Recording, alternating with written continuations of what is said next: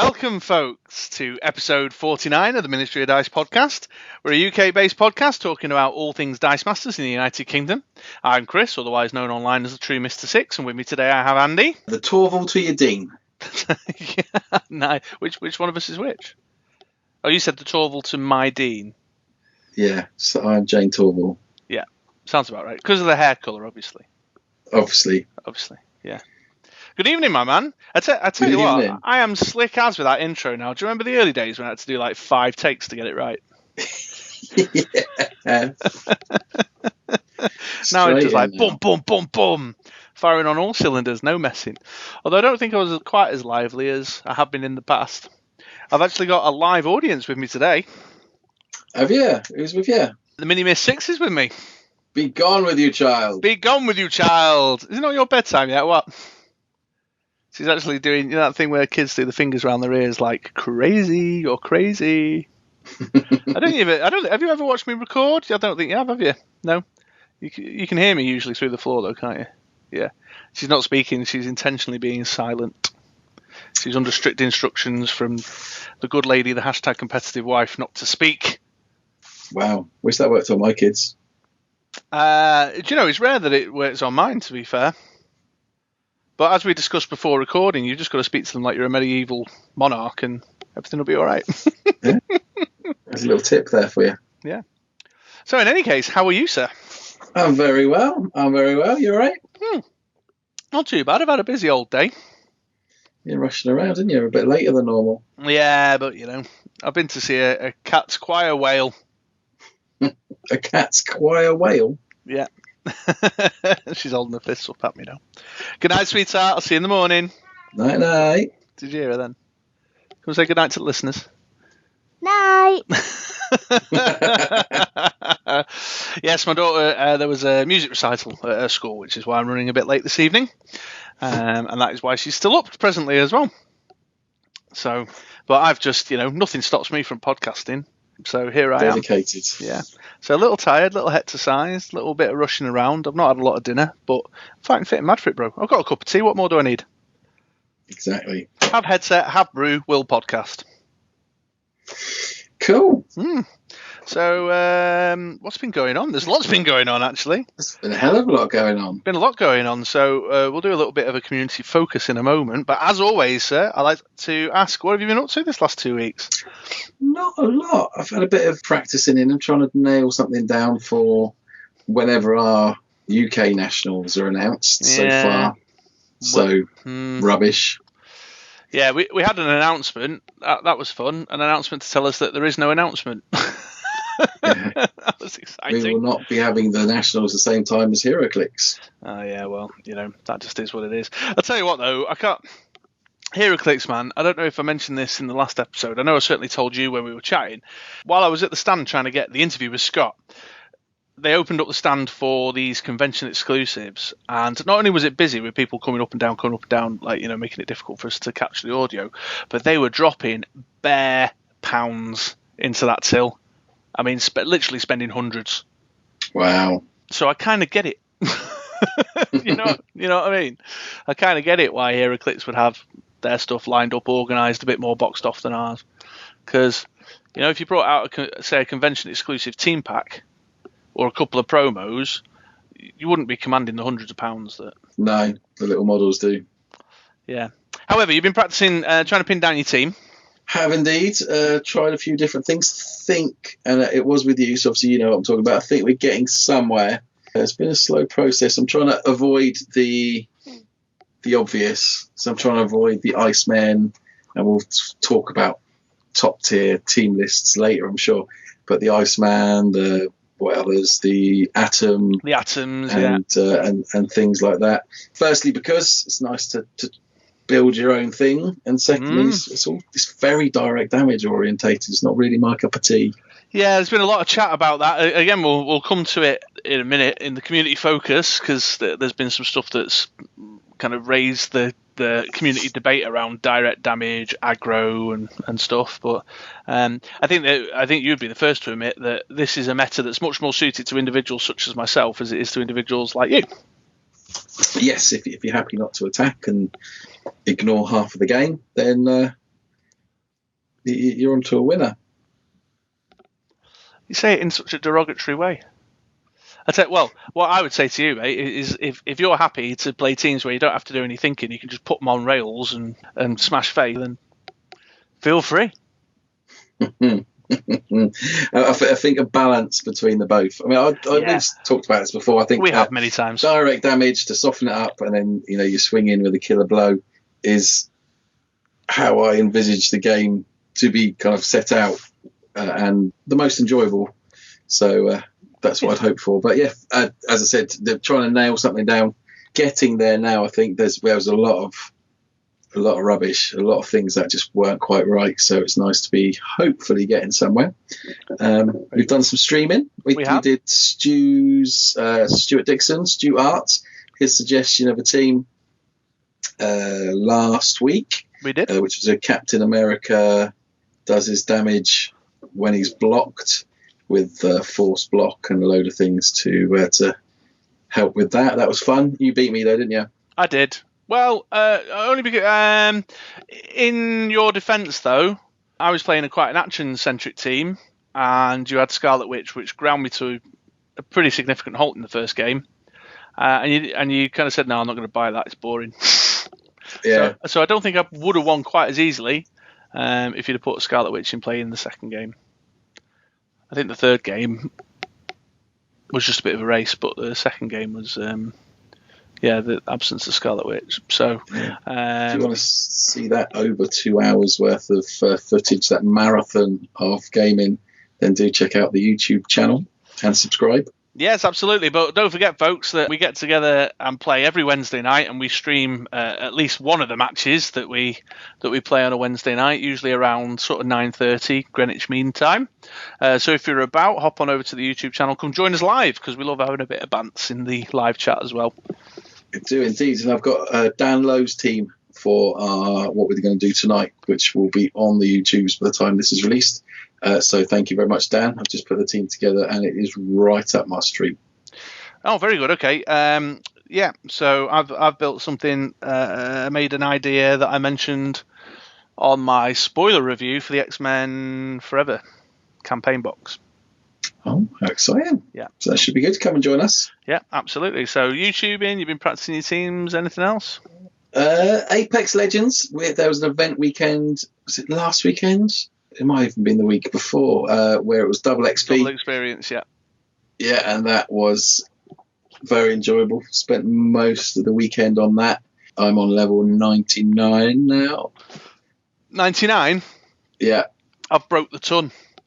Did you? Yeah, I'm very close. But you don't get, that's it. Once you hit 100, you don't level up anymore. That's it. Yeah. So I like to think I'm probably equivalent of about 105, 106. But I don't know. Yeah. I keep earning this random stuff. It keeps giving me 600 of these weird red L things. They're useless. What do you do with the red L things? Buy the characters. You've got Mirage and Caustic. Yeah, I thought that was with the Apex coins. You can, but you can also get the. So there'll be a new one being released with the Electric Ventilator Battle Pass 2. Yeah. Yeah. Then the last three have been. I think they've been 1,200 or 12,000 or 18,000 red things. So you'll be set ready to get her straight away. I should be able to cover that. You can also convert on the store. You can convert a legendary skin to like a super legendary, I suppose, skin for the characters. And you can use them to do that as well. Oh. I just didn't. But not a lot. Yeah. But yes, I played a lot of that. That was very, very cool. Very good. How about yourself, Mr. How about myself? Well, I've had a holiday. Been to Mallorca. Very nice. I fell over and hurt my foot. Dear. Yeah. Slipped. That was a bit silly. But other than that, it was lovely. I had a great holiday. Kids really enjoyed themselves. Very family-friendly place that we were staying, so tons going on. So that was nice. And while we were on holiday, of course, after the kiddie-winks had gone to bed, me and the #competitive wife, we took a couple of small box games. We played a little Love Letter, little Fantasy Realms, a bit of Hive, and something else. What was the other thing we put in the box? Temp Worker Assassin. No, it's a bit too big. I just took one kind of Ultra Pro deck box with the cards in. I didn't take any of the boxes. I just put all the cards in, so it was a card game. Oh, cool. Yeah. So played a few of them, and then it was Father's Day this weekend just gone. So on Father's Day we play games as well because that's what Daddy likes to do. And we cracked out Takenoko and had a pretty epic match of Takenoko. The kids are really picking that stuff up. That's the one with the panda and the sugarcane. Yes, that's right. Yeah. Very cool. Bamboo. And then on the Dice Masters front, clearly you've just mentioned the games that we've been playing and we've been streaming. And then down at the FLGS, we, as like a little launch celebration for the X-Men campaign box and team packs, we did a Marvel only night. So all your cards had to be from Marvel. And I tried out a few of the new bits and bobs. So I made a Cyclops Hope team. So I got the Cyclops that makes your X-Men one less to purchase and +1/+1. Then Hope, Pluripotent, Echopraxia, whatever. Did I say that right? I've got it in front of me. I've noticed Spoiler for tonight. I noticed everyone's been trying to pin that one down. DM Armada was tripping over it. Zach was tripping over it on his channel the other night. So I copy Cyclops. So I end up making all my X-Men eventually -2 with +2/+2. Then I put the promo Wolverine in that makes them field for free, and then went for a Blackbird for the big finish. My opponent has to pay to block. Yeah, so it did all right, did okay. I'll tell you what really did get in my face was the Force Attack Toad. So that's when he makes everyone has to attack each turn. Well, he picks an affiliation. Right. So rocking up with an all X-Men team. However, that said, a 9 attack Wolverine coming down the field at you every turn. There's nothing to be sniffed at, No. So yeah, that was good. That was fun times, and we're doing LCG Modern next week. Modern. Yeah. So there we go. There's my gaming. Just while I think about it, actually. So I've got a correction to chuck in. It's just leapt into my head that I forgot about. So our man Mark messaged me and said that Eleanor is not a Shelby Cobra, it's a Shelby Mustang. I got it wrong. Oh dear. Yeah. On point, Mark. Thank you very much. Oh, and I'll tell you something else, actually, while I'm thinking about race cars. So I was watching some movie trailers the other day. You've seen there's this Matt Damon, Christian Bale film coming out about the Ford versus Ferrari, I think it's called. Anyway, I was watching. Right, no, I haven't, but cool. I was watching the trailer. It's all about race cars, and the Mini Miss 6. Oh, she's gone to bed now. She could have told you herself. She turned to me and said, she gave me a little known fact. She said, "I've got a little known fact for you, Daddy." Said, "Race car spelt backwards is race car." Wow, you learn something new every day. Yeah, absolutely. So we're just a family of little known factors. So there's my correction, and we had a little bit of listener correspondence. Did we? Yeah. We had quite a lot of correspondence actually over the past. Well, we have. We'll so. We'll talk about some of the other bits in a second. But so Alex Dickerson messaged us on the blog. I don't know if this was for reading out public consumption, but he wrote. But I thought I'd share it anyway because it's lovely. Warmed my heart. Gave me a little glow. Oh, that's nice. A little go. That Alex touched me. Yeah. Did he? He did indeed. You can speak to the police and like people about that. No, I was quite happy for it to happen. Oh, okay, cool. He said, he's a handsome chap. Dear Mr. Six, I was touched by yours and Andy's shout-out. I think we must have mentioned it. We touched him. Yeah, we must have mentioned it. Maybe when we were talking about the MOD PDM that Alex was competing at. Any case, I remember all those months ago when I contracted the vile disease, which is Dice Masters. Since then, I have met the kindest community. I could not thank everyone enough for their help and support. I've worked on my teams, taken people's advice. Acquisition of Black Widow has helped enormously, but I feel so capable of playing the game. Then he talks about his game with you at the MOPDM. He says, the game I took off Andy meant an awful lot to me. Despite his powers being on the wane, because as we all know, your best days are behind you. What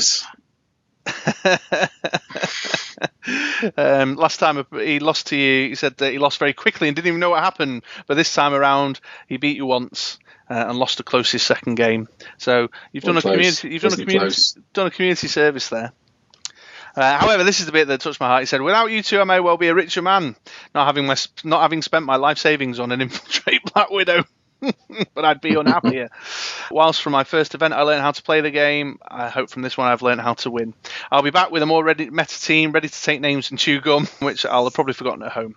Keep up the great work and keep on rolling. Much love, Alex. So thank you, Alex. Thank you for your lovely note. Thank you. We love getting correspondence from you guys, listeners. And what Alex has done is he's gone to the bitroller6.com blog and clicked the Contact Us button in the top right-hand corner of the page and sent us a lovely little note. So feel free to do so. We do enjoy getting correspondence, especially the like of which from Alex. So thank you very much, Alex. Speaking of the log, I'll tell you something else I did do this week. What else did you do this week? I kicked off a fundraising raffle. Ooh, yeah, that's exciting. So we're on a bit of a mission. All our renewals have come. So our 2-year birthday is creeping up. In fact, it's just 2 episodes away.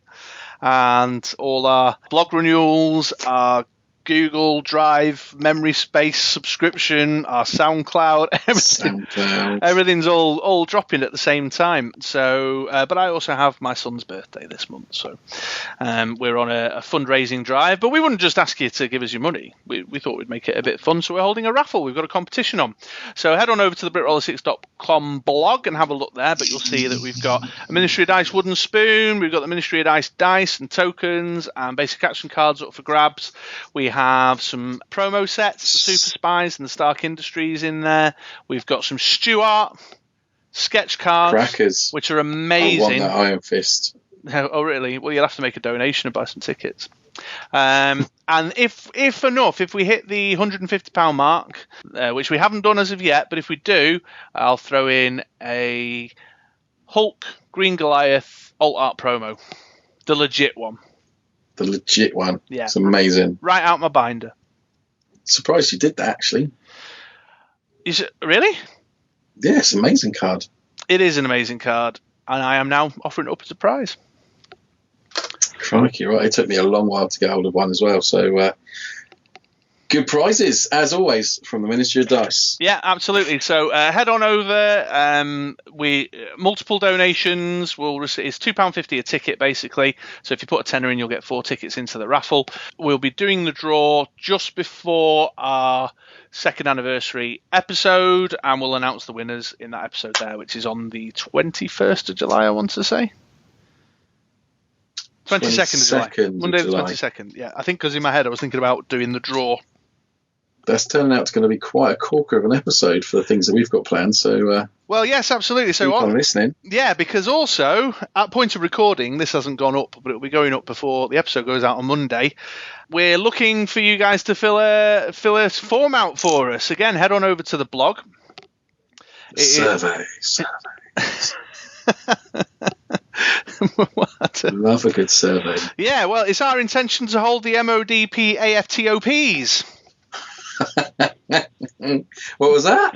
The MOD... No, I practiced as well. The MOD PFTOPs. PAFTOPs. This is basically the Dice Masters equivalent of the Oscars, but just for our podcast. It's the Ministry of Dice presents awards for their own podcast content. So, we're giving awards for Best Segment, for Best Presenter. Best Presenter? I wasn't Best Presenter. There's only 2 of us, and everyone chooses you anyway. I know. I didn't Best put it. Guest. Best Guest, that's it. Yeah, Best Guest. Best Segment. So please do head on over to the blog post that's got the survey link in it. It's like 5 free text questions. So you just go in, smash out an answer, hit send. We'll then hand it over to PricewaterhouseCoopers, the accountants, who are going to manage the nomination process for us. Those stuffy accountants will then develop the shortlist of nominees and take that to the specially selected committee, who will then decide on the final winner, and we'll be announcing those in a special award ceremony on the 2nd birthday episode. Ooh, one not to miss. Absolutely one not to miss.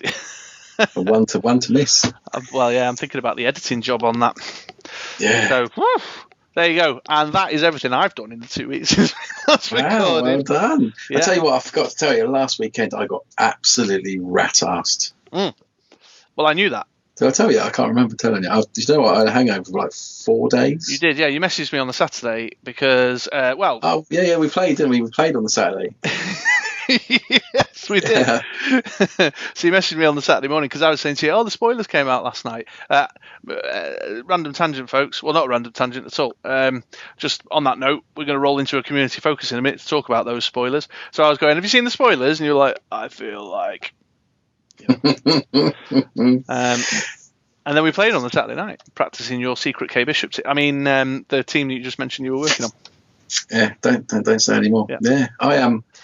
There's some weird videos of me out there somewhere of me bashing out some Greatest Showman hits on the dance floor, top of my voice.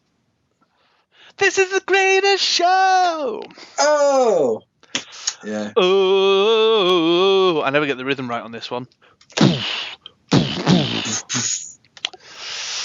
So yeah, if you know, you may get lucky if you search Facebook and one of my colleagues in my real life job is so inclined to put them on Facebook, then you keep an eye out. I'd be interested in seeing those. Yeah, absolutely. Prefer them to all disappear. Right, well, should we tell the listeners about what's coming up in this episode then, shall we? Let's do that. Let's do that. Okay, well, we're going to roll into a community focus where we'll talk about all the amazing news and spoilers and whatnot that came out over the Origins Game Fair weekend. Then once we close that down, we'll move on to talk a little bit more about the Origins Game Fair. We're going to have a little chat about the US Nationals. We've got a couple of interviews that were taken for us live on the day by our man Tony on the ground. Tony, and then we'll have a little bit of a chat about the meta and compare it to Rip Thunderstone's predictions. But we need to get cracking on because we're due on the live stream very soon. So let's jump into that community focus, shall we? Let's do it. Cool.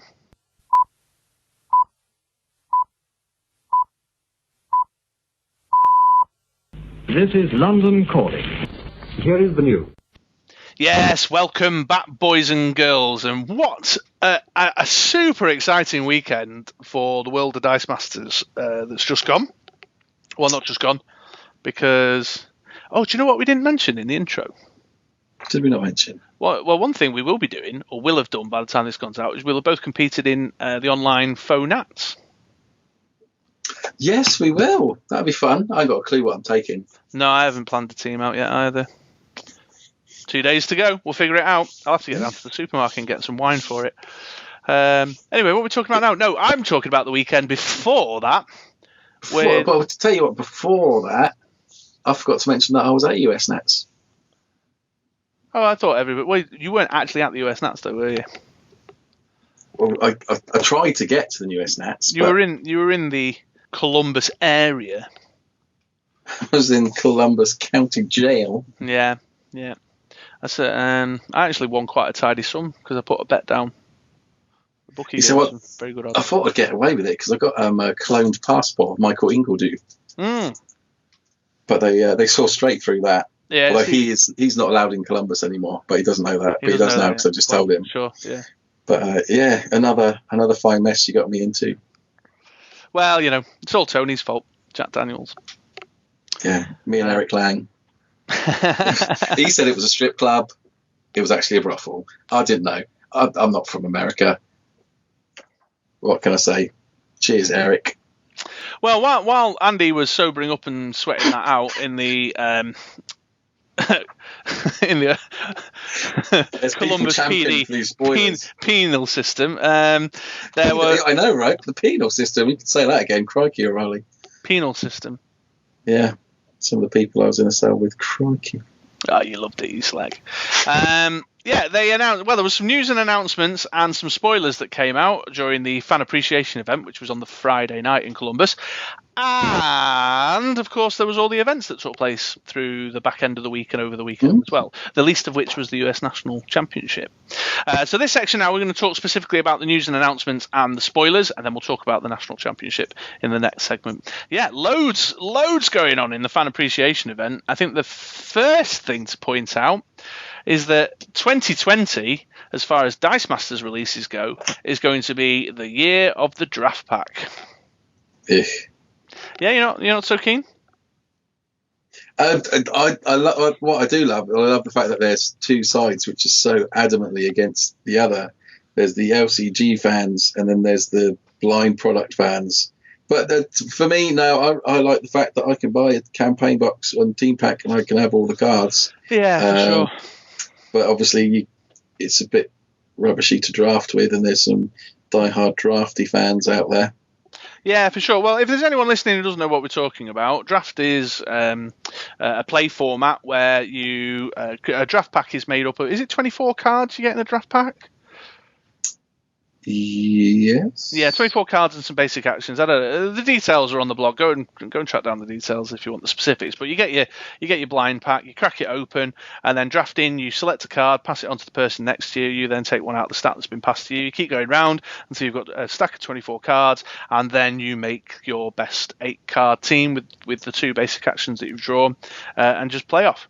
So it's going to be blind product again. There's rarities going to be back on the scene. The common, presumably common, uncommon, rare, and super rare again. There's going to be a fresh set of basic actions, and they've announced 3 draft pack sets for 2020. One is the Dark Phoenix Saga, one is the Infinity Gauntlet, and then one is called Kryptonite something or other. What was it? Kryptonite Stress or something? Kryptonite Crackers. Kryptonite Crisis. That is it. Kryptonite Crisis. Yeah. So if I was a betting man, I would probably say the Dark Phoenix Saga is likely going to be the sort of 80s Chris Claremont, John Byrne, Dark Phoenix stuff that's quite famous. The Infinity Gauntlet presumably is going to be loosely based on maybe the Infinity Wars movies, or there's been plenty of Infinity Gauntlet stuff going on in the comics. And Kryptonite Crisis, if I was a betting man, I'd probably say it was the Crisis on Infinite Earths. That was quite famous in the. I've just dropped a thing. There was quite a famous event in the 80s where they reset the DC universe, and that's when the multiverse was created, incidentally, as well. So really interesting. And the other thing that they announced was that they're going to have full art cards in there. Yeah, I like the basic action, the one that they showed, which is it's the Alex Ross big entrance, isn't it? Yes, that's it. Big entrance. That's cool. Yeah, so that's going to be curious. I don't know what they're going to do there, make them 2-sided or something. More news or word on that front to come out. But certainly good-looking cards, nonetheless. Time will tell, but as Andy's just alluded to, it's just like carved us up right down the middle. So all the draft fans, I am somewhat concerned that it's a bit late to bring them back to the fold. Those who all kind of said, "Oh, no more drafting, I'm out." Yeah, true. But as long as they got their sidekick dice and their basic action dice, they don't mean much else, don't they? No, for sure. But there is also some concern that if there's no starter sets or campaign boxes coming out through that year as well, it's going to be a barrier of entry to any new players who want to pick up the game. Yeah, I can't see them releasing all the campaign boxes they've announced by the end of the year. No. I mean, we all know that release dates are flexible, so all the quoted kind of due Q1, due Q2 stuff's bobbins anyway. So it'll probably spill into 2021, I imagine. Yeah.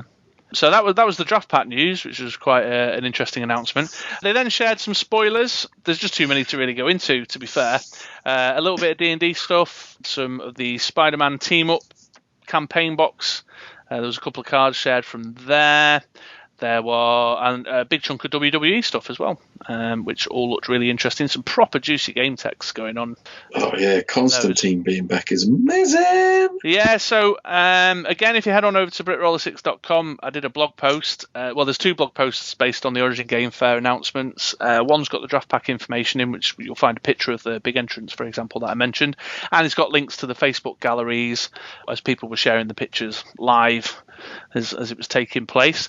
So you'll be able to go and see all the spoilers that were up there. But yeah, there's certainly a couple of notable mentions. I think the Aunt May card that has the basically the John Constantine game text of old from the Justice League set is one of note, so go and check that out.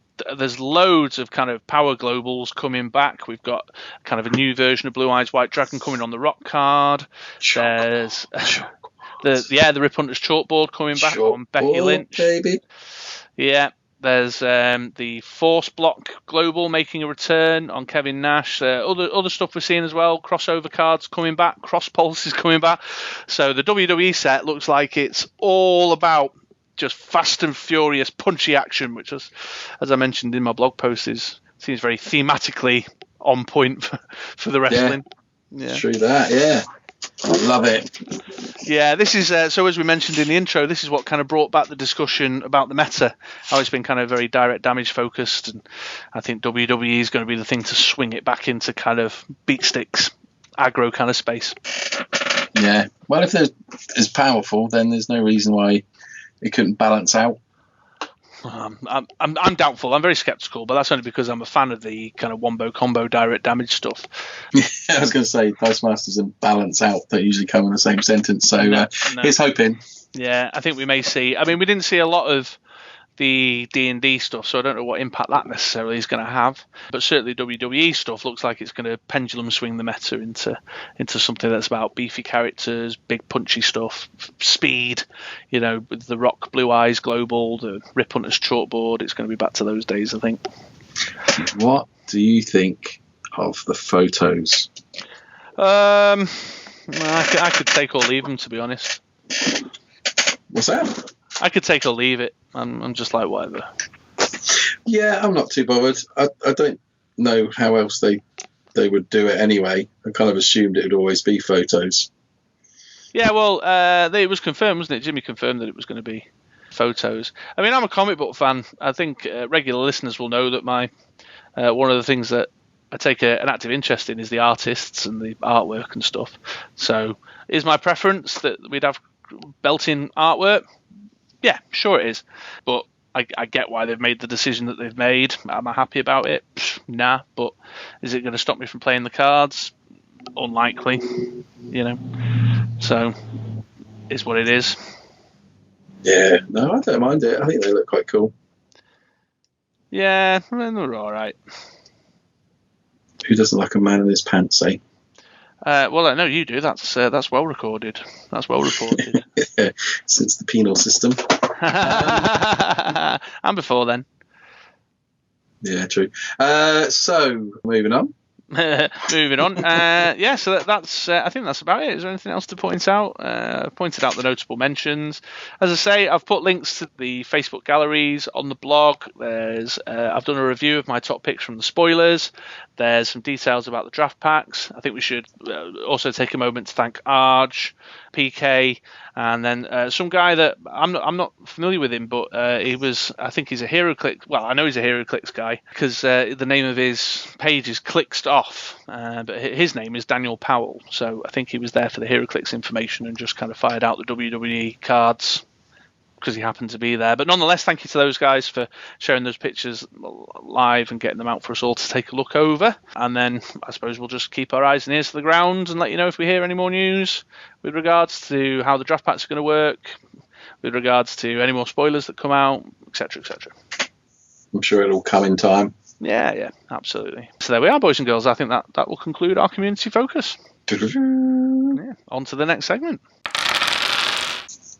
Welcome back, ladies and gents, and yes, continuing our coverage of the Origins Game Fair and specifically the Dice Masters activity that was taking place there. This next segment now, we're going to have a little bit of a chat about the US Nationals event.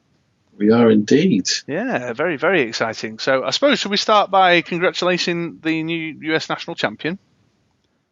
Well done, Arch. Yes, congratulations. Woo. And to Ben as well for making it to the final, our man Ben. Who? Yeah, Ben. So close to having another British national. Very close, very close. But Archie's he's world and US national champion. I'm not sure there's anyone who's had two titles in the same time yet. Well, if anybody, it would have. Ben might have done. No. Was he? No, he wasn't UK national champion when he was Canadian champion, was he? Do you know what I think? That Arch must be really good at Dice Masters. Well, evidence would suggest that is the case. Yeah.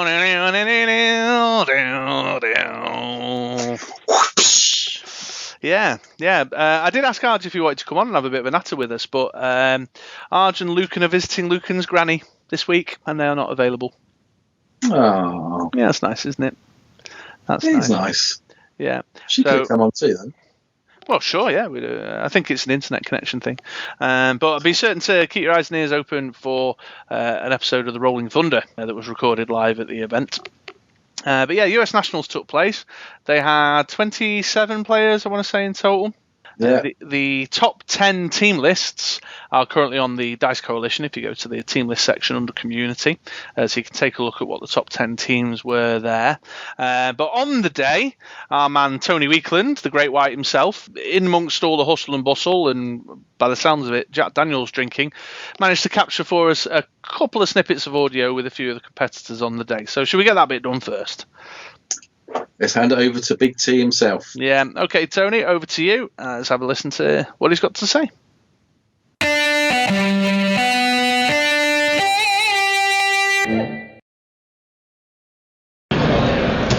I'm coming to you live from U.S. Nationals. It's your man on the street, Tony Weakland, for the Ministry of Dice. I'm here with U.S. Nationals champ, or at least until the end of today, Junior Alex Shrake. Junior, how you feel about today? Very bad.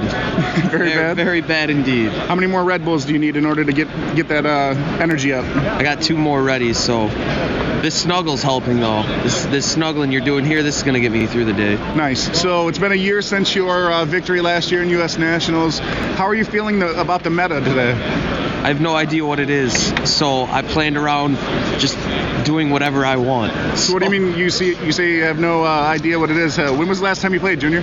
Last year for U.S. Nationals. Well, good luck to you today, sir. I hope you don't get beaten too badly. Trying not to get my cornhole stretched.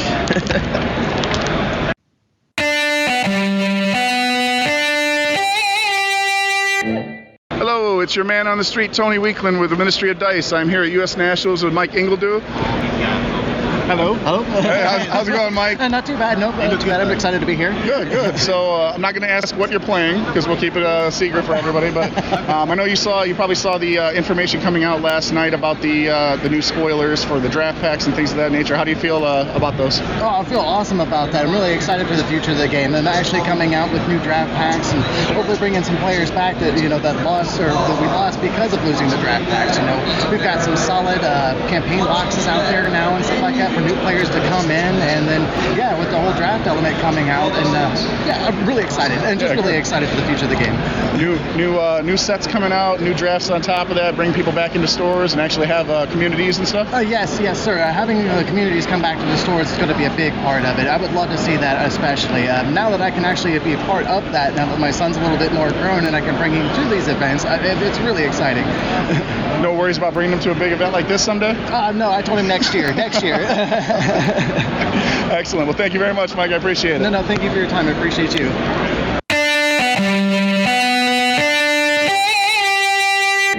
Hey, this is Tony Weakland. I am here at U.S. Nationals for the what's that podcast again? Oh, it's the Ministry of Dice in the UK. So I'm here with a player named Dane Luman.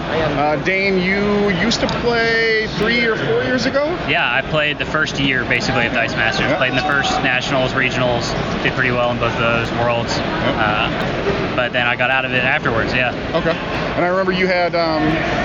You were selling, you were enjoying the game. Yeah, I ran a full website, Sidekicks and Shields. It was great. I had a couple different writers for it. I think we did something like $10,000 in sales. It was really moving. I liked it a lot. That was at the peak when AVX was crazy. Yeah, sellouts all over the place. Yeah. So now I'm seeing you here at U.S. Nationals. I'm kind of interested for everybody, our listenership. What kind of brought you back to the game? How do you feel about the game as it stands today? Well, I came back because my family picked it up when I left it off. So It's great to come back and play with them. I saw some of the other players that I used to play with are still playing. They kind of wrote me back in. And they love grabbing dice that are out now that look like old dice. Yeah. It's like, oh, here's this Iceman. It's basically Nova. And I was like, oh, okay. Well, I know what that means. So, but the game's in a really good spot right now. There's a lot of different teams that you can play. I see the combo decks. I see the control decks, mid-range. You got Clayface that's kind of like a Nerf Professor X. So that's nice. Yeah. It just seems really well-rounded. The LGC style of it is pretty nice. Although I like that they're bringing back the booster packs. I like the booster packs a lot. But I know that people on a budget, the living card game style is so much nicer. So how do you feel? You think like the budgeted player will probably get into the quick boxes, and then everybody else that wants the in-store experience will get back into it for for the draft? Yeah, I think them alternating sets or maybe just going draft is probably better for the game. Living card games do tend to like stall out. Okay. You'll see that a lot with a lot of fantasy flight games. But I like the direction the game's going in. I like the new products they're coming out with. WWE is a little sketchy, but I like everything else. The card products are really good. I'd like to see WizKids take a little more active role in running the game, but other than that, it's great. The players are all really tight-knit. It's awesome. Okay. Well, I'm going to let you get back to it, but thanks a lot, Dave. Thank you.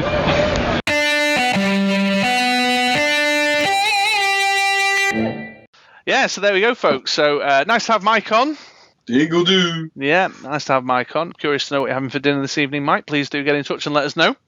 But I think as the day went on, so from what I understand, when they finished the finals and that was all done and dusted, a big bunch of the players all rolled into an Avengers versus X-Men draft. Yeah, that looked very cool. Yes, very yes, jealous. it did. You know, I'm glad they all enjoyed themselves playing their Avengers versus X-Men draft, but it did affect then us getting some quality audio to the event. Tony got himself a few drinks and some AVX cards and forgot about us. Yeah, but that's okay. That's fine. I forget about Tony all the time. Who? Exactly. But it looked like everyone was having a super fun time. There was loads of photos knocking about, and it looked like a tremendous event. But one thing we did want to talk about was the teams that were in that top 10. Because I think, aside from a couple of kind of key notes there, one thing that leapt out at me as the teams were published was this has been an enormously varied meta. The top 10 teams are very, very different. Really different. I'm just flicking through them now. There's no common denominator really throughout any of them. Well, there is one common denominator. You say so, but top 8, it's only in 3 of the teams. What? Shriek? I thought we were talking about Scarlet Witch. No, Shriek. Not a single team in the top 8 was without a Shriek. Shriek, shriek, shriek, shriek, shriek, kitty shriek, shriek, shriek. Yeah. Arj's team was a collector list. I mean, I'm very happy. I feel like a vindicated man. I've been banging on about the collector's winning potential for a long time. This certainly goes some way to prove that it wasn't about the team build, it was more about the player. Well, mate, you didn't do too bad with it. No, that's true. But I was very pleased to see a collector team make it to the top. This was kind of like the collector nobby archetype with the Black Canary twist on it. Yeah, it's good. Yeah, so you've got your kind of core win condition with your collecting in your nobbies while the danger room's fired off to do that big direct damage hit, but with the Black Canary pivot. So Arj himself was saying in a conversation on Discord with a few of us that if a bishop turned up, you know, to slow him down, if a Madam Mask or a Wonder Woman rocked up to get in the way of him fielding his nobby, then he would pivot to Wonder Woman would slow down Black Canary as well, actually, to be fair. I suppose that's why the Shriek's there. But one particular notable card that Arj used was the Wrecker, the rare Wrecker, which is the global blocker. It says, while Wrecker is active, players can only use the global ability of active characters, which I think was a smart move in the current meta that's relying on things like, Iceman, Magic Missile to ping him to do the damage, or the Awakened stuff like Atom, needing the energy field to do the spinning. So I think that was a particularly sharp move there. Also means his Black Canary can't be distraction back when she's attacking with all the other guys to keep him unblockable, things like that. So a nice cornerstone of the piece there. But Ben's team's interesting. He was playing an Atom build. Obviously still had something to it to go that far. Very pleased to see the Mimic card that I've been playing around with on there. I'm a big fan of that one, Ben. I think you made a great choice with that bad boy. Flying. The Danny Moonstar as well, the one that you... is that the one that you spoke about on the Pick of the Week a few episodes ago? Is it? Let me zoom in. Yes, it is. Yeah, she's definitely an eye-catching little card. Using her with the Doomlance combo, which is great removal there. He must listen to you, mate. Doubtful. I'm very jealous of his promo Kate Bishop. I've been trying to get my hands on one of them, but they've not made it to these shores yet. But we are always open to presents if you've just heard that. Oh yeah, don't forget our birthday's coming up. Just saying. Don't forget. So yeah, an Atom team there using the energy field Atom combo to do the Awaken and fire that damage out. But then we also had Boom Boom Hope. There was the Justice League Green Lantern, which is like the baby lantern ring on there, paired up with the Hawk Girl. I tell you one thing I noticed. Who is it now? Let me just scroll through. Oh, in fact, it was that very team, the Green Lantern team. Is it that one? Yeah, the Catwoman, the promo Catwoman card. I was well impressed to see that on a team. Not just any old team, but a top 4 team, no less. But Iceman was in there. Phantom Stranger was in there. Madam Web was in there. Lots of great, interesting stuff. Junior still looking to make a tune work, but switching up to the common Yuan-Ti. Got Gold Dragon in there as well. That's a beast, isn't it? Yeah. So that was really interesting to see. There was even a bit of Energize going on. Scarlet Witch was around quite a bit. She's obviously people are very keen to take the wind out the sails of any action-based strategies, which again I think is sensible with cards like Boom Boom and Throne Brick or Danger Room knocking around, people trying to ring a winter in big dragons and stuff. I think that's a sensible play, definitely. But no, other than that, I think someone's doing some kind of stat analysis, a bit of meta-analysis of what's going on with those teams. But other than Shriek, there's not a great deal of repetition going on in there. There's a few Scarlet Witches about. Which is a few Clay Faces. Yeah, a couple of Atoms, but spattering of Billy Clubs. Yeah. Surprisingly, only one Age of Boobs in top 8. Yeah, so the promo Black Widow being there on one team was interesting to me. I wonder if, because Agent Boobs has proven to be so prevalent in the meta right now, that there was a kind of a judgment call, a bit of a judgment call, or a kind of calculated gamble that nobody was going to bring Venerable Dreadnought because you wouldn't bring it for fear of there being Black Widows all the time. So you can get away like a double bluff. You've not brought your Black Widow because you're counting on people not bringing the Venerable Dreadnought, if you get what I mean. I also wonder if, when you look at stuff like collector teams, and I've found this playing you in the past, that the collector's got such a big arse on him that a Venerable Dreadnought list has got to work real hard to take him out of the field. Yeah. And when you think about some of the kind of defense stats that are floating around on some of the key players right now, that maybe the Black Widow wasn't needed, and that actually, for example, if you look at Arge's team, cut off the globals so they can't do their energy fields and their magic missiles, cut off the actions with Scarlet Witch so they can't do the basic action related stuff. If anything's really up in your face, shriek it, and then just race them to the finish line. But you can work better at that slower pace than they can. Bit of a tortoise and the hare kind of situation. Yeah, no, it bodes well. I suppose on the flip side, none of our US counterparts had the ability to net deck the UK nationals teams this year. That is also true. That is also true. But I think we can pretty much guarantee that our own nationals, when and if they ever get scheduled, we'll be seeing these win conditions being focused on. I won't play the collector though. Yeah, thanks for that editing. But yes, you've made your feelings clear. He's national championship. UK top tier. Yeah, UK Nats last year, position 2 and position 3, collector teams. US Nationals this year, collector team, top spot. And I'm pretty sure at Worlds there was quite a high place in collector team as well. Yes, that was that Alex Sanchez. I played him a couple of years ago. Actually, a couple of years ago today, as we record, I was on my way back from Columbus. Yes, as you were just a day or two ago. Yes, exactly. It was like Con Air. I bet it was. It was. Yeah, so I think it's really interesting.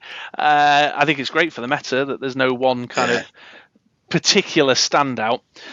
Swiss rounds, one thing they do in the US that we don't in the UK is they do single round at Swiss, single game rounds, whereas we still do best of 3 at Swiss. I don't know. I'm not sure what the reason for that is.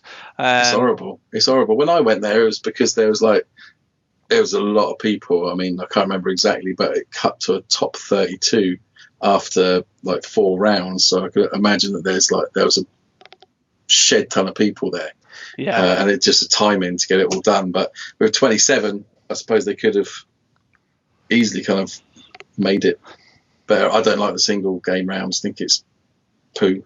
Yeah, it leaves too much open to chance. Yeah. And also, it doesn't help players like me who are really slow on the uptake, because, as we've noted before, and as you well know, I tend to be a win game 2 and 3 kind of guy. Yeah. I need to almost take my licks to re-strategize. So but I'm loving the range of stuff that's in the meta there. I think it's great to see a Nationals with such a broad variety of card choices across all the teams. And also, I'm just really chuffed for Arj, and super happy that it was a collector team that he took to the top spot as well, because I've been banging on about that card for don't know how long. I feel vindicated. Well done. Yeah, absolutely. So that's it for Nationals. Now we have tale told. There are whispers on the wind that the UK and Canada are going to be getting a Nationals. In fact, in our correspondence with Jimmy, he said there was going to be 4 Nationals, 4 worldwide Nationals. So there's a third one yet to happen, making the 4th in total, of course. That we just don't know about. We don't know who that might be. If I was a betting man, I would say Slovakia. Central European, but then also Mexico usually has one as well, doesn't it? They got a lot going on. There's a bit of a scene growing in Denmark right now as well, you know. Is there? The Yeah. Danish Nationals. Yeah, there's a YouTube channel and everything called, I think it's actually called Dice Masters in Denmark. And the 2 guys that play are called Mick and Mads. Yeah. Check that out. I didn't know about that. I will be checking that out. Mate, my finger is on that pulse all the time.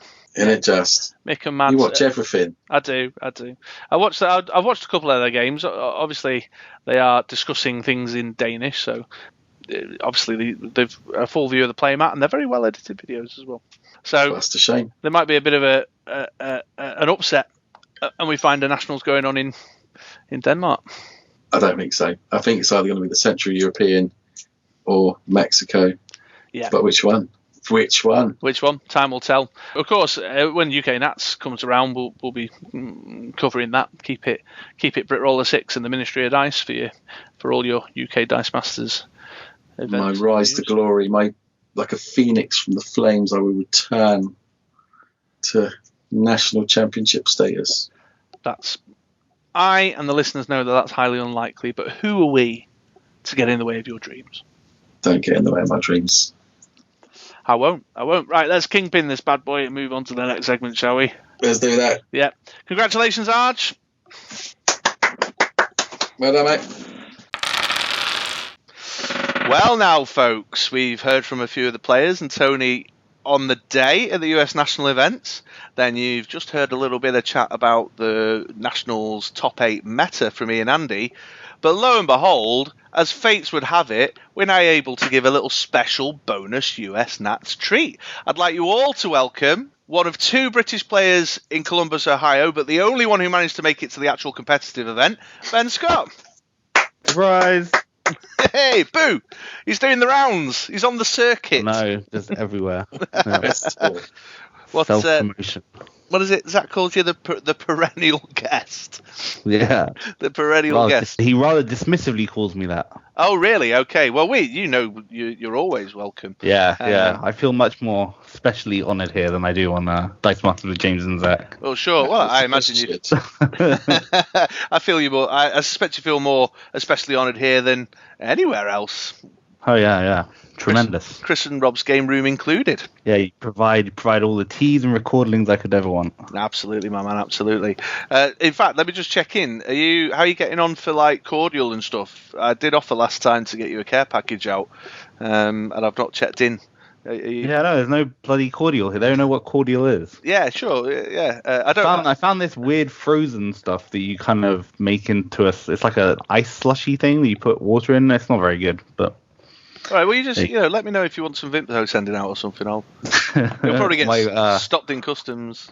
Yeah. It's not worth the cost of admission for Vimto. Well, I don't know. You might be. I don't know. Vimto is nice. Yeah. Vimto, no, I'm not dismissing Vimto. I'm just criticizing customs charges. Yeah, let me be clear. I am not dismissing Vimto. But in any case, Ben, congratulations on your silver medal, second placement. Silver, second place. Oh, you're so grumpy, man. I'd be overjoyed to place second. I am. It would be nice to be, 3-time Nats champion, but well, twice in second place is probably fine. Well, there's always UK Nats whenever it actually happens. Oh yeah, whenever that happens, yeah, it might happen by the time I get back. No, I was rooting for you. I was hoping that you'd do the triple. Yeah, I think Arj getting Worlds in US is pretty good in the same year. Yeah, I mean it's all right. So. I mean it's all right. I know. I need a Cannes Film Festival. He's just. I know. Yeah. Man, what a 12 months! What a 12 months for that guy. Yeah. I don't know what to say. I'm just sat on my sofa in my little 2 up 2 down in Manchester. You know what I mean? But in any case, he might have had a good year, but I don't think there's another player of the consistency as Ben for getting up there in the top level for over the course of 3-4 years now. Yeah, I've done pretty well in most tournaments apart from last UK Nats was the lowest position I think I've ever finished, which was like 8th place, I think. Yeah. Yeah. I'm not going to say anything else nice about you, so. Yeah, I was about to say, Drew, would you like Thank you very much. Shall I leave you guys alone? Yeah. Would you like to buy him a drink? Is it, do you want some private time? Well, folks, Ben's already been on with Chris and Rob's Game Room talking about the kind of doing a walkthrough of the top 8 teams and throwing his salt around about garbage this and garbage that. So go and check that out on the YouTubes. But we thought we'd at least take this opportunity to talk a little bit about some of our observations about the US Nationals top 8. And as you'll have just heard in the previous section, one thing that particularly stood out to me and Andy, Ben, was the absence of Agent Boobs. Mm-hmm. Out those top 8 lists, there was only one Black Widow choice, and I'm just curious to know, as the second position player there, you didn't have Black Widow yourself. What was the driving force behind that decision? Yeah, and actually the person who had it was Dane, I think, and he didn't buy it against me, which was kind of surprising because that was his only good control against me. I think ultimately it kind of doesn't stop anything apart from Dreadnought, and I think everyone was kind of put off. It was a bit of a weird thing for me. I thought about her, but my main consideration when I was thinking about putting her in was actually that she's fists, and if they had a Kree captain, I could buy her turn 1 and then Kree captain in to buy the Atom rather than her ability. Her ability is good. It just doesn't stop the thing that needs to stop. Yeah, which is weird because it's a really heavy direct damage meta. So. Yeah, my hypothesis was that there was kind of like a weird double bluff thing going on, that Venerable Dreadnought players are like, oh, I'm not taking Venerable Dreadnought because there'll be loads of Black Widow about. And then the Black Widow players are all like, well, I might be able to get away with not taking the Black Widow because no one's going to bring Venerable Dreadnought. Enough people run it. You don't need to be the one who runs it, right? Yeah. It's okay. It just against Atom, it doesn't really... It slows it down, but not enough. Against Iceman, it slows it down, but not enough. And it doesn't work at all against Boom Boom. And I think that kind of was like the final death knell where... Yeah. That ruling came to light, which kind of makes sense. It's stupid, but makes sense. But once that happened, I was like, yeah, it doesn't stop enough stuff for me to want to put on the team. Yeah, okay, fair play. That's kind of confirms what my suspicions were, really, to be fair. So Agent Boobs, as lovely as a card as it is, then we're just halving the damage. I was thinking back to the days of Iron Fist, and I think the missing piece is the Captain America that used to be paired up. Just completely eliminated all the damage, which, of course, you got in a one card now with Bishop. Yeah, and I actually wished I had put Bishop on the team. I think that... I don't know where I would have fitted it onto my team, really. But... that I think two of the top 4, no, 2 of the people two of the top 8 had Bishop in, and from looking at their team lists, I think Bishop was like the main reason they did so well, because there was so much direct damage, and Bishop, it's also direct damage that can't be changed to do it to characters as easy. Yeah, I mean, back in the day, I used to play Bishop quite a lot, and the pain point was his 5 cost, but in these days of Kree captains, that's not as much of a pain point anymore. Yeah, and with Hope Summers being able to copy him as well, and then switching around, yeah, it is good, Bishop. I think you'll probably see a lot of that Phonats, I'd imagine. Yes. Yeah, absolutely. I'm looking forward to him being around with the teams that I'm planning on playing. Yeah. I'll have to tech for that bad boy. Yeah, very good. Okay. Thanks for that, Ben. And the other observation that Andy and I have just shared with the audience was that out of the top 8, the one consistent card, the single meta piece that appeared on every team was everybody's favourite, of course, the Shriek Sonic Beam. What's that all about? It's the best card in the game, probably, isn't it? I think it's the worst card in the game. Well, the thing is, whenever I build a team, it's just always like, oh yeah, here's a spot for Shriek, and it's kind of lazy team design. But you want stuff that makes your team consistent and makes your opponent's team less consistent, and being able to like remove one of their characters. Yeah, it just makes it really powerful. But then, yeah, it's interesting, right? Because you have to have Shriek, but then you also have to have anti-Shriek tech. Yes. Yeah. And like I had Kate Bishop, the new promo Kate Bishop, which does 3 damage to a villain. Sure. And I also had Mimic, the 4 cost that KOs a character. Yeah, I love that Mimic. Yeah, it's really good. But that was all tech against Shriek mainly. Yeah, for sure. Although the Mimic's not ideal, because if it copies the Shriek, you've kind of got a bit of dead weight in the field then, haven't you? Yeah, well, Arj, interestingly enough, ran the Danger Room. So when we were talking, he was saying that one of the reasons he ran Wrecker was not only to stop opponents' globals, but also to turn his own Danger Room global off. Yeah. Because that was making his Shriek vulnerable. Yeah. Which is really clever. Yeah. But you need that double level. Yeah, and that's the truth. I mean, I've been a Danger Room user for some time, and your collector's all right. He's got a big old arse on him, and your blobs of the world and stuff are okay. But as soon as you start looking at Shrieks and Madam Masks and some of the 2-3 defense kind of characters in that sort of villain pool, yeah, your Danger Room becomes a liability as well as an advantage. But interesting that you mentioned Wrecker, actually, because Arj, in a conversation on Discord the other day, kind of called that out as well. This was the meta piece, I think, that helped me get to where I was. Mm-hmm. And I know how you feel about Wrecker because we've spoken about Wrecker before.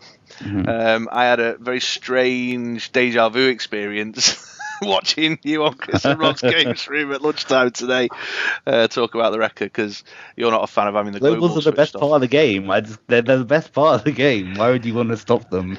Yeah, and we've talked about this for some years now. We used to talk about this when Oracle was around, but Arj kind of says, well, that's the meta piece, that was the cornerstone of... For sure, and it helped that I didn't do any testing Atom versus Atom, right? And he had obviously done a bunch of testing against Lucan, who was running Atom, so... Yeah, if you run against the Atom team, you know for sure that switching off globals. The trick is to build a team where you can not use globals, and that's the part I find really hard because I like using globals. Yeah, Andy, I don't think you've ever made a team without a resurrection on it, have you? No, never. Yeah, I just it was that third game is just miserable because we're just like stuffing like 12 dice into our bag. It's like, oh, this is rubbish. I want to know what I'm drawing. I want to know like I'm going to get this piece next turn, not have to wait around for 3 turns.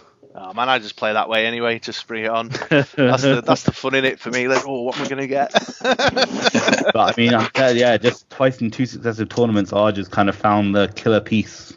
Yeah. So that and the Super Red Mimic in that world. Just found them.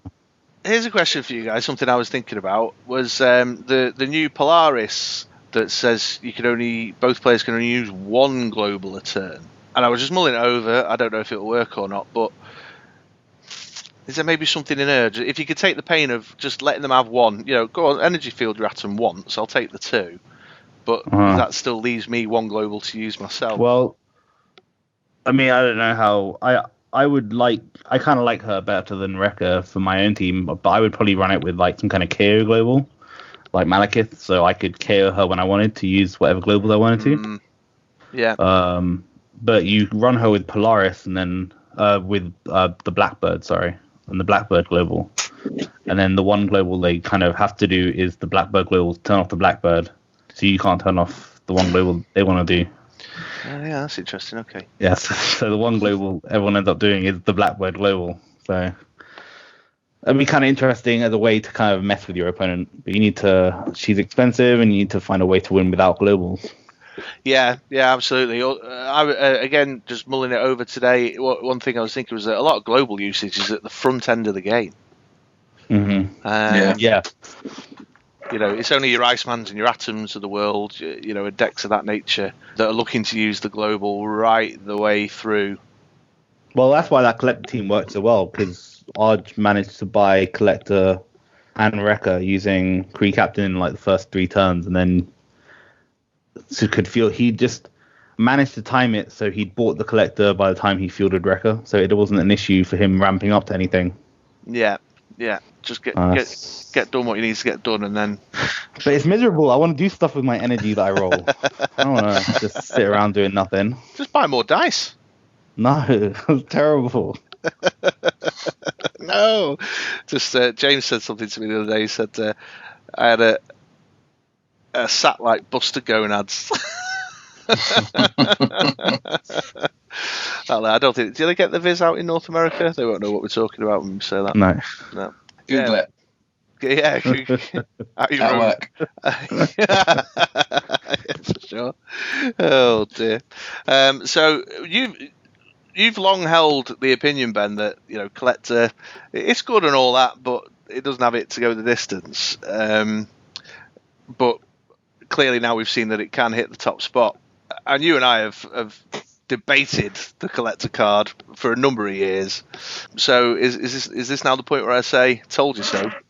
I know, that's what makes me the saltiest about it, 'cause it's just like such a rubbish obvious team. Like there was I don't know, there was obviously, I'm gonna say this and I don't mean it really, but there was no skill putting together that collector team. It was just the most obvious things you could put on a collector team, and you just put them on a collector team and it just worked somehow. There was no finesse. There was no art in it. Where was the art in the deck? But I just collector. Yeah, it's a great card. The guy who puts an atom out and spams energy field. That atom team is pure garbage as well. I hate that. I really don't like that style of team, but I just couldn't win with anything else that I tried against it. So I sacrificed my art. Oh, sure. You should never do that. But the thing with collector is it's weird, right? Because it's the opening moves. There's no consistent good way to open with it, because there's no space for 2 costs really apart from Danger Room. So then you buy Danger Room on the front end, and it's kind of weird because you have this die that you don't really want to do anything with, and it doesn't do anything until collector gets out. Yeah, I'm pretty consistently getting my collector out on turn 3 now. Yeah, with Kree Captain. Yeah, it's just it's a strong team, and the teams have become watered down enough. There's no obvious. The Atom, in my opinion, was the most obvious best team, or strongest team in testing, but it wasn't so much beyond anything else. And Collector has always been kind of that second tier, and it's just helped that everything is now that second tier. Yeah. Yeah. I mean, it's been when you did that segment last week on the what you expected to see, or a couple of weeks ago. Yeah. What you expected to see in the meta, you could name 5. I think you did 5 teams, but there's 10 teams you could name as maybe could do it, and that's kind of telling of where the meta is, which is really good and positive. Yeah, every team was different, and that list through. You had the Shriek on everything, but every team was very different. Still direct damage, but there was a team-up team in there. There was one, wasn't there? Did I see a team-up team? Yeah, there was a team-up team. Yeah, that was kind of like a control-y team-up team. It was a bit weird. Yeah. Yeah. Kind of liked it. But I liked it. Oh, yeah, it was a cool. I think it was Michael Phoebus' team. Yeah, no, it's really good. I would like to see more swingy stuff, but everyone was running static field, so it just wasn't possible. But Fix It should be the king, I guess. Theoretically, world's second place should theoretically become the best team, but yeah, was anybody running a Fix It team at all? No, everyone teched against it because everyone was like, "This is a good team," but it's so easy to tech against, right? Yeah, because you just put a K Bishop in, and it really hurts it. And it's kind of that double think, because if people are going to be running Fix It, you need to run Kate Bishop. But if you run Kate Bishop, you can't then run your own Fix It, or you can't run your own swingy teams. Yeah. So you need to find a way to ping stuff, but you need the Kate Bishop. That's why I didn't run Gold Dragon, really, because I was like, I need to run masks. I need to stop Fix It. Yeah. Kate Bishop. So how do I win without a big swingy dude? Yeah, unless you go for a blocker, but that's of course a diversionary purchase, then, isn't it? Yeah. Yeah. So a Poison Ivy or a Wolfguard Terminator or something. So. Yeah, there's so much pingy stuff though. It's just annoying, isn't it? No, I love it. No, I know you love it. I hate knew it. that before. You knew that before. I want a big dude. I want a big dude to go through and just smack you in the face. I don't want like you to push a button 10 times and then win. Yeah, interesting. So direct damage, is it the future? We'll see. Is Bishop going to leap up the charts in the kind of... Well, especially with Hope, right? But then you have to find another way to really utilize Hope. Yes. So I don't know. It's a good place to be, kind of, but without any other big competitions coming up. At least announced competitions. It's kind of going to be another wait until to see what's the reaction to US Nats. Yes, yeah. Well, we've got the faux Nats. Well, as of the time this episode goes out, it'll have taken place Saturday just gone, but as the time of us recording, it's coming up. That might be quite telling to kind of see if they've not decided their teams prior to the US Nats, how that's influenced the way they built their teams. I'm planning on running a team that I've been running for a while, mostly because I think I do better when I've done the reps. I'm running probably swingy dudes, probably. Swingy dudes. You do love to swing, so. I've heard that. I do love a bit of a swing. Keys in a bowl, yeah. It's and on that note, I don't know if is there anything else? Anything else you wanted to ask Andy about the US Nats? Well, we have Ben at our disposal. No. Why didn't you bail me out? Oh yeah, I was texting you. No, I was busy. Sorry. Origins is a good con, isn't it? It's massive, isn't it? It's not as big as UK Games Expo though. I don't think. Oh, is it not? Was it not? It was. It seemed like about 3 times the size when I went. I don't feel like it was. This year was as big as UK Nats was last year. Not Nats, the UK Games Expo. I don't know. Games Expo felt very big this year. Yeah. I looked at it. It got that open bit at the top now as well. Yeah, that's right. And they've moved not all of it, but a big chunk of the competitive play into a separate hall in its own right. Huh. So whereas, I can remember years ago, your competitive organised play events were just kind of in that conference suite at the Hilton. Yeah. And then it sort of moved into that tagged on bit at the side of the 2 halls opened up. Now the 2 halls opened up are mostly exhibition, and they've opened up hall 3. The one in the back corner. Okay. And they've put all the Fantasy Flight stuff's been dumped over there. So I didn't set. It's really weird though. Origin it has like a soft opening thing where they open kind of on the Wednesday. They like half open it. It's really weird. I don't like it. No. Well, you heard it here. There's your Origins review. Hot Origins take. Yeah. It's all right. Yeah. It's all right. Pretty good. I would recommend going for the food. Actually, Columbus had really good food. Okay. Is it as good as Becky's Barges though? Ooh, I don't know. Becky's Barges are good. Well, I'm conscious of the time, Ben. It's creeping up. You need to get going to work in like 15 minutes. Yeah. So we'll wrap that up there. But thank you so very much for coming and joining us. Having a little bit of a chat about the US Nationals meta. We'll wrap it up there and we'll move on to the next segment. Thank you, sir. Yeah, thanks. Yes, that's it, folks. We've come to the end of yet another episode of the Ministry of Dice podcast. We hope you enjoyed listening as much as we enjoyed recording it. Is that actually a catchphrase? I think it could be. Is it on your Wikipedia page or your IM?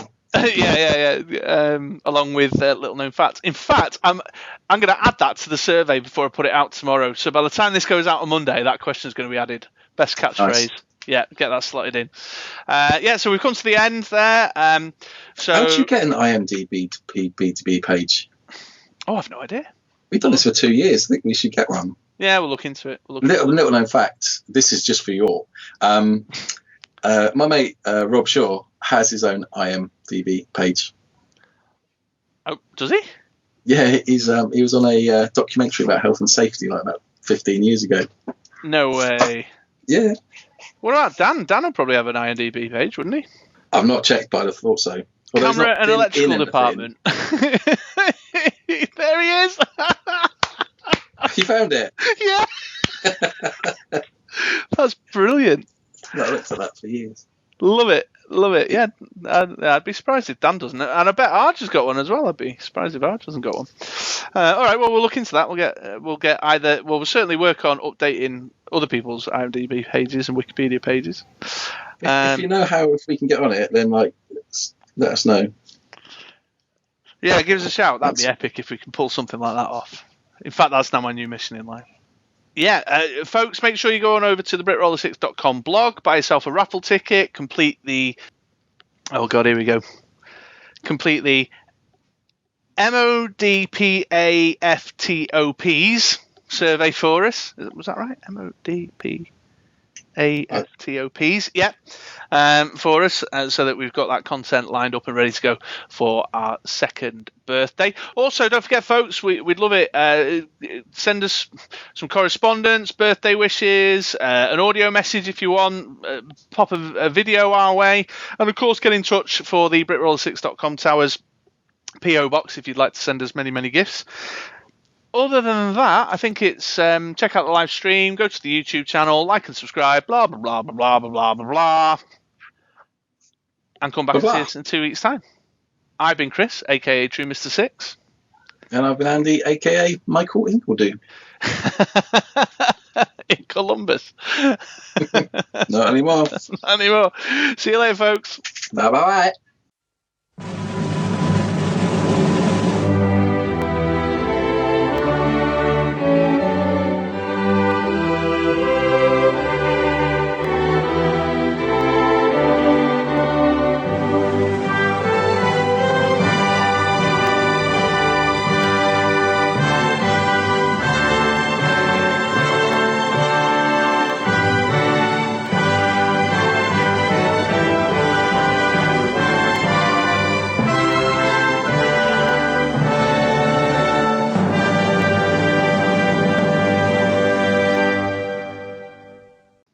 Apologies for my tardiness. It's all right, mate. I had to go listen to a load of cats wailing. What's that, darling? What's up? You got a problem? You got a problem? Penny's still up. Meow. Yeah, it was like a load of cats wailing in a bucket. Right, go on, be gone with you. Read your Harry Potter. Mummy will tell you to go upstairs in a minute. Don't make a sound. Not a sound. I don't care if you stood on Lego. Not a sound. Oh. Say what? Be gone with you. Be gone with you. Yeah. Don't you say that's your kids? I know. I'm not a 1800s monarch. Okay. Well, you're missing a trick. I'll try it. Yeah. Kids were disciplined then when you spoke to them like medieval kings. Maybe that's what I'm missing. Yeah. Oh, dear.